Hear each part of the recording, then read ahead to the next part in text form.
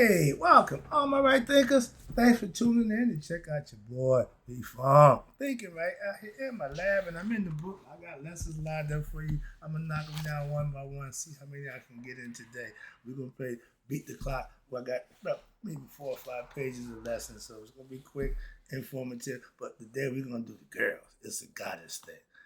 I got 5, 6 females for you, goddesses that you may not have heard of. So I'm gonna bring them to you, give them a little lesson for you on each one of them. I got them all covered. That's right. Rightism, 25 rules to live by. Storytelling, story with a message. There's a message in my stories for life. I give life lessons. You too can receive them. I appreciate you. Let's do what we do. We got a good thing going. Right thinking mission is to enlighten, inspire, educate, and motivate you, the individual, to a higher spiritual level of enlightenment. Right thinking is a way of life through mental and spiritual discipline. Practice daily will help and guide you to obtain your goal of reaching spiritual enlightenment, aka know thyself. My mission is that all right thinkers know thyself. If you're a right thinker, your goal is to know thyself. And you see where I'm going with this? Let's get it together. So I ask the question, do you know you? You will when I'm through. That's what I do. It's rhetorical, but if you know how to answer, please tune in. I got you. A person who knows not and knows not that they know not is foolish. Disregard them. A person who knows not and knows that they know not is simple. Excuse me. You can teach them. That's why I do what I do. For you. Appreciate you too. Stay tuned. I got more for you. A person who knows not and believe and think that they know is dangerous. Avoid them. I do. A person who knows and knows not that they know is spiritually asleep. I can awaken them. I'm the spiritual alarm clock here to wake you up with knowledge of self. That's what I do for you. A person who knows and knows that they know is wise. Follow them. All these persons reside in you. Right thinkers, know thyself and to my eye be true. Right thinkers, let's talk about the goddess tradition. We called it She Talk. Remember, She Talk means the study of secret mystery. Netrit. Netrit, but they spell it LRAT. That's the concept. I was talking about these women right here. It's all women today. I love this. This is the sign of the Buto. That's the serpent with the sun disc and the cow horns. Okay, you see the cow horn right? The cow right here. This is Mihurt, the mighty 4-1. See her regalia. All this is her telling you who she is. Sun disc, the cow horn. She's the provider. She's a queen. She is all that. She represents bliss. Okay, and these women right here, my girl, Aset, Net, Sekmet, Moot, and Hethar or Hethadu. These are all female goddesses that is strong in this spot individually. Let's talk about it right quick. All right. She taught Netrit. I just showed you sign, the hieroglyphic sign, Arat, A-R-A-T. That means the goddess.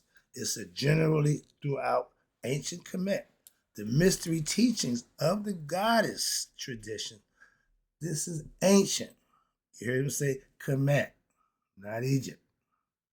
Related to the divinity in the form of goddess, meaning females. A lot of us can't even envision the female god being like the male god, because y'all got patriarchal society on the brain. Okay, before the men ran the show, the women ran the show. Okay, I'm gonna give you some information. I ain't here to debate and argue. I ain't got time for that. But if you listen to me, don't argue with me. Go do your homework. Just Google it. Get your information. You can check me. You can fact check me. But don't come argue about what you know about teaching me about the Bible. Spare me all that nonsense, please. That's the least you can do. Teach me about the Bible. Okay. But the goddess the goddess was, an integral part of the Netarian tradition. Remember, my goddess is Maya.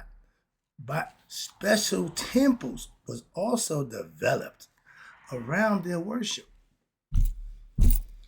of certain particular goddesses. Remember, the last temple closed down was Aset, okay? Who were also regarded as, you ready? Women goddesses was regarded as supreme beings in their own right. Ding, ding, ding, ding, ding. That tells you right there. There was equanimity in our ancient ancestors with the God concept, male and female. They understood that very well. Thus, as in other African religions, you have the goddess as well as, you have the goddess as well as the female gender were respected, well respected, and elevated as the male divinities, just as equal. Remember when my man Ramsey, when he made his statue, he made his wife the same size, equal to him. Most people would have shrunk. Note, he kept it equal. And the goddess was also the author. You ready? The goddesses was authors of creation. That's what we call it Mother Nature.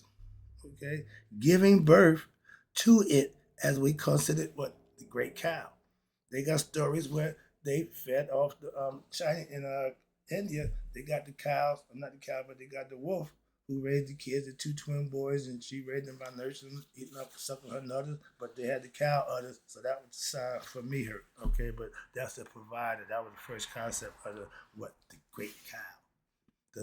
I don't drink milk to this day. I don't do milk. The following I'm gonna break down are the most important forms of goddess. Remember, these is philosophical principles and concepts that they built a person around, a character around. Study, learning character, and you understand equality. That's self-mastery. These are aspects you need to put into your weaponry of self-knowledge. This is learning about you. Watch this. First of all, let's start out with Aset. You know who she is? I'm going to give you a breakdown. Each one, not long, but a little quickly. All right. Aset is the queen, okay? The lady of magic. Okay, she the highest goddess of all. She knew Ra's real name. She had the secrets to Ra. So, and she brought her husband and her son back from the dead. That's how bad Aset is. And she got her own story. Google that. I can't give you all her. Nah, too much time. I ain't got time for that. But if you like her, and she's one of my favorites, she's one of the best, check out her. Google her. They got a bunch of stuff about her. Okay, that ain't my job to do all that. It's too much to keep that. I ain't bringing it down that much. Okay, but I said she was the sister wife of Asar, her sister twin, not that. But she represents intuitive knowledge and wisdom. She's the ultimate teacher, the ultimate mother. Okay, she raised us, Harut, and when he got killed, it was said that she screamed so loud Ra had to stop everything, stop the world. Why? My son is dead. Bring him back. They brought him back. Okay, so she got power. That's what I'm trying to show you the story. And all the stories is to tell you the magnitude and the majesty of how powerful they was back in the time. Mythologically, it's all mythological. Now, my girl, a lot of people know her, Net, N-E-T. She represented two different forms. Now, she's the spool. She's over here on the top of her head. You see the spool. She's the weaver of the universe. Consider. She gave birth to Ra. Consider. She tell you, I am all that is. She says the same thing that Aset says, okay? And you get it from a female perspective. But she was worshipped in Seas up in upper part of Egypt on the Nile Valley. So they was big on that. They know her. Okay, she was the ultimate weaver, and they said when Ra was wrapped in, when Asar was wrapped into the bandages, they was using her bandage because she got the weaver, she the spooler, she went like the spider web, she went to weave the creation universe into concept. I love that concept. She's my girl, and her other traits is she carried a bow and arrow in the shield. The Greeks got Athena, who was born warrior ready with full gear, full grown, ready to go. Okay, but the concept they got that from that. Okay, she's the ultimate warrior, and she the bullseye. When she put up arrow back and let it go, it's going to hit its mark. Okay, she don't miss. And what she's shooting down, ignorance. Okay, she protecting intellect, Ra, light from what? Ignorance, darkness. So she don't miss. That's what her thing was. Okay, now my girl sat back. They tell you the story about how God sent his daughter now to get all the unrighteous people who laughed and mocked him, and she just went berserk. Okay, that's Sekmet. She got the, you see her, she was the sun disk in Uranus, and she's the lion head of this. See right here? She's the destructive part of Ra. Ra got two sides, the soft side, and she's that phrase, hell have no fury like a woman scorned. Sekhmet is the woman scorned. She like the fire of the desert. She can scorch the earth or she can heal you. She can kill you or she can heal you, depending on what side you fall on with her. But she's the ultimate, okay? That's Ra's eye. And with her, she married to Ptah. Her son was Nefertiti. She got her own little following, her own crew. But when she gets civilized, she's Bastet, the normal cat, the domesticated cat. She ain't Sekhmet the crazy. She represents the power, okay? The fierce ferocity power of Ra, the sun. She got the force, unstoppable. She couldn't be stopped. That's Ra intensified. That's why she wear the sun disk over her head, okay? And she protected by the Uranus. Yep. Now let's talk about my girl. Now Moot, I like her, and I did a little study of her. I know her too. Okay, I studied all these women in their own right. They bad girls. They are bad girls. Now Moot was married to Amun, the guy with the big plume hat. Her son was consul. They didn't get much praise because they was pretty much low key and they was doing the later time, so they had really not caught on. So people didn't know about them and said where they was at. All right, but Moot means the ultimate mother. With two T's is mutt. She ain't no mutt. It ain't. It's Moot with the O sound, not the mutt that they put M-U-T.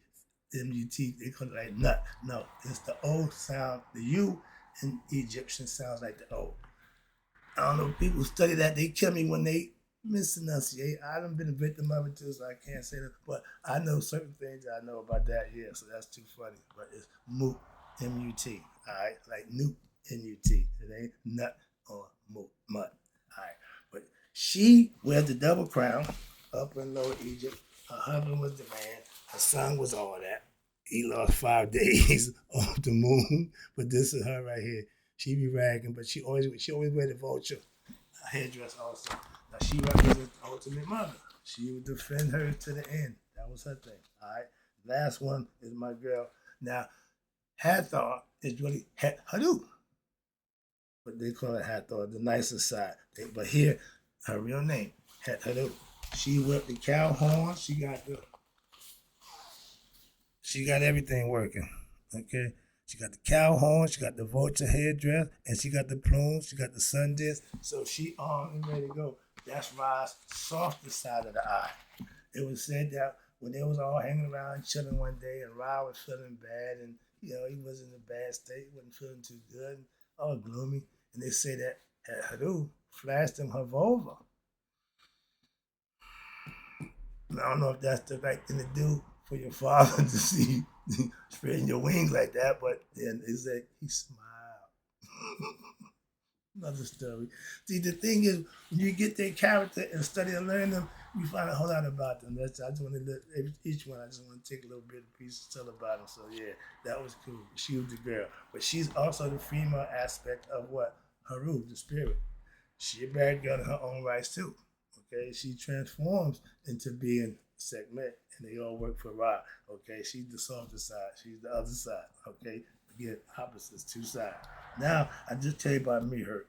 But those are the women, and at one time, you can see it from the arts and craft how delicate things was when women was running the show. Your house, it's got that. It got a female motif. You go to a bachelor's house, it's but you go to a house with a woman in it, it's more laid back.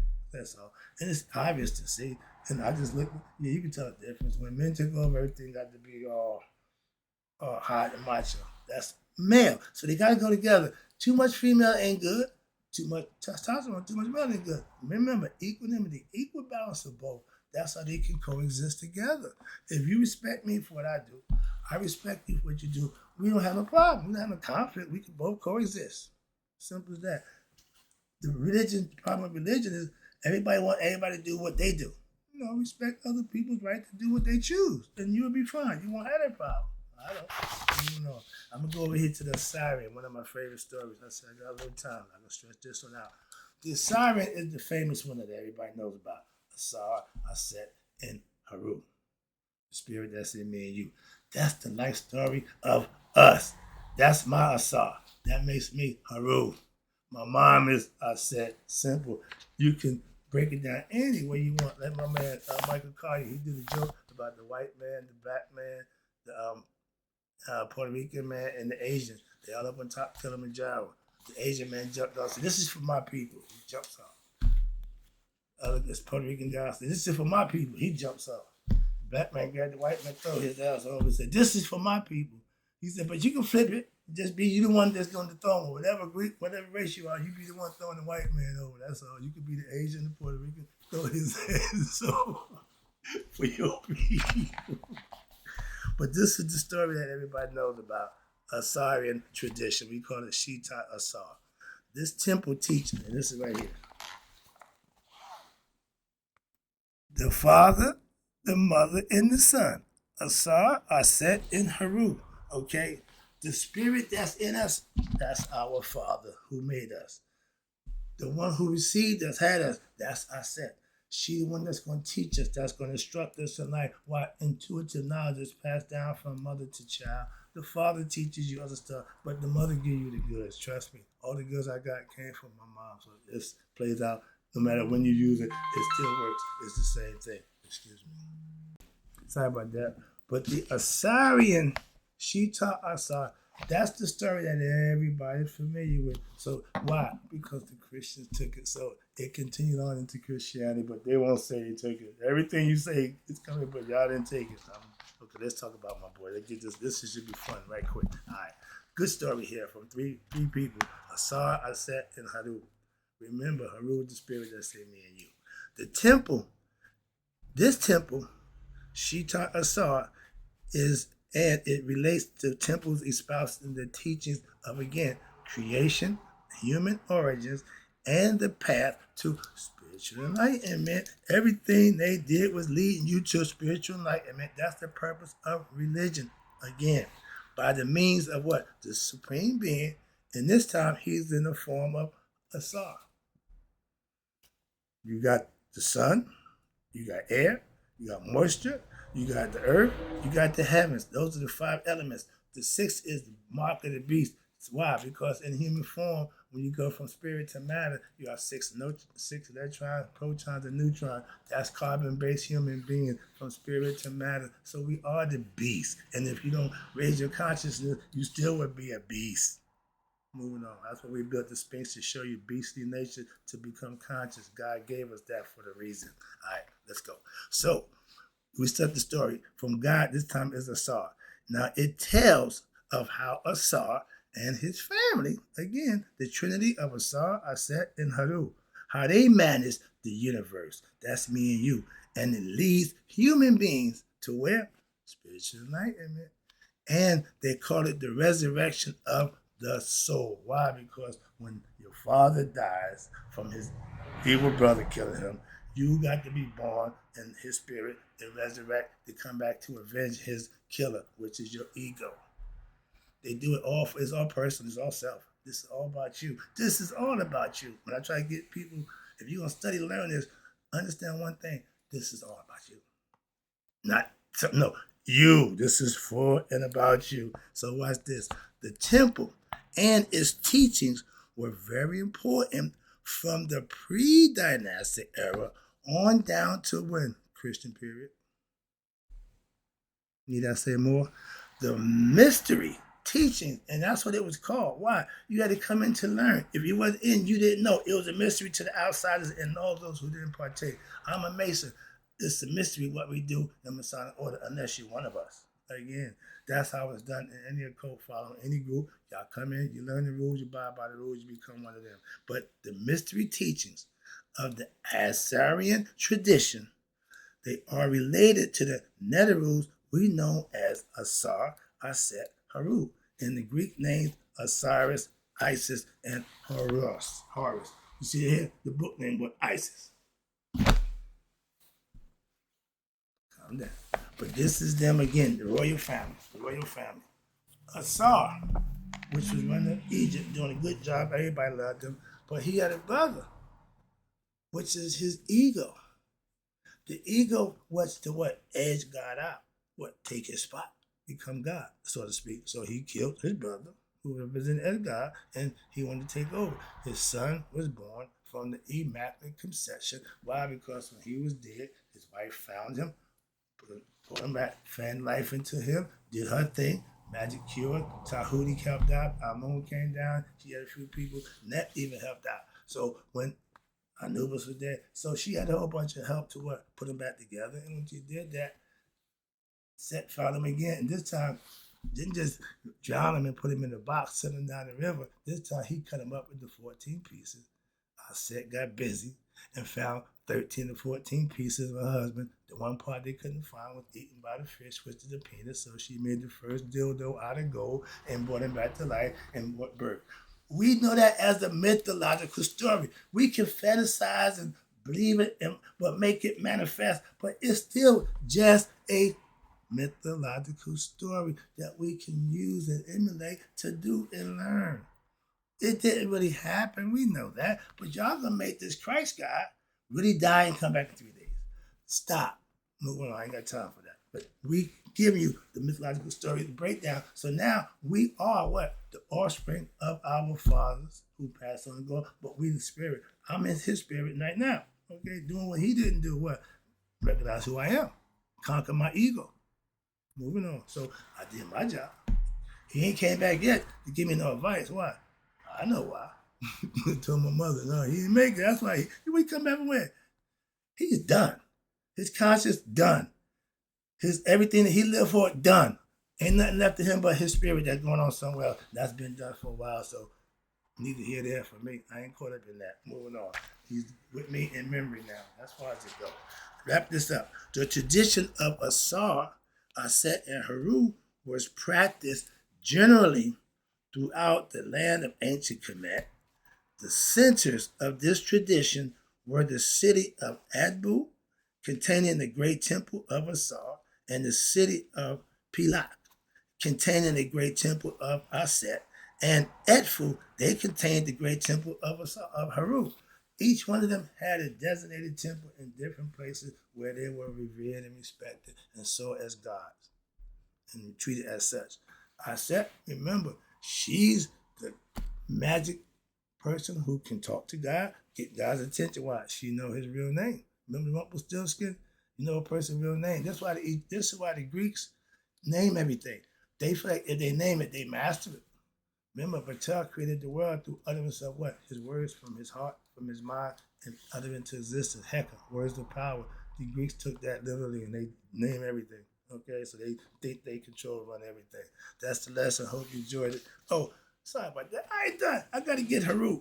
That's the spirit, the aspirant, the eager little kid who wants to learn to be what? To go up and take care of the guy who took care of his father. That's the purpose for reason to living. What? To conquer one's ego. My ego works for me.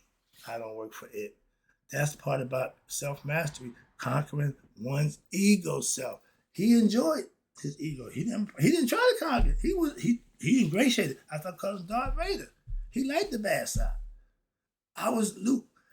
I ain't particularly like walking with the dark side. So when I decided to split, we had to part in the ways.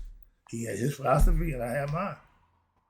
That's all. And in life, that happens. Again, with this, you have a decision to make.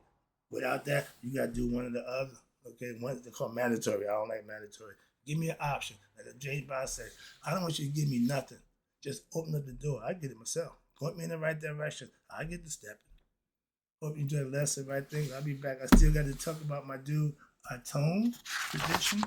Oh, and the force of entropy. I like that. Good lessons coming out. Hope you enjoyed it. I'm just teaching now. I'm not here to do nothing but give you information that you can use. Again, you know how I do. And in closing, right thinkers, may you all live to be 100. Me, 100 mindset day. So I know my right thinkers start to learn different traditions have passed away. I'll be right back.